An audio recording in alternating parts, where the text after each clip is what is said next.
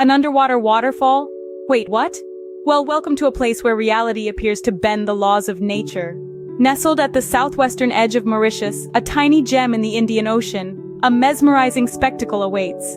Here, an illusion of an underwater waterfall takes form, not from flowing water, but from the movement of sand and silt deposits.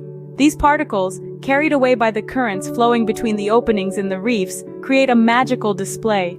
From afar, these deposits flowing between the reef openings form a breathtaking view that looks like an underwater waterfall. Just adjacent to this natural spectacle stands a testament to human resilience and the longing for freedom, Le Morne Brabant, a basaltic monolith that soars 556 meters above sea level. This spot holds a special place in the annals of history and indeed in the hearts of the Mauritian people. Le Morne Brabant is more than just a geographical marvel. It's a UNESCO World Heritage Site, a recognition that underscores its historical and cultural significance.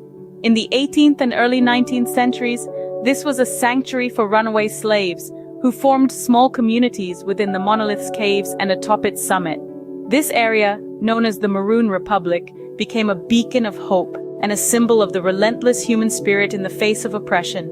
It stands today as a poignant reminder of a turbulent past and the indomitable will of those who sought freedom against all odds.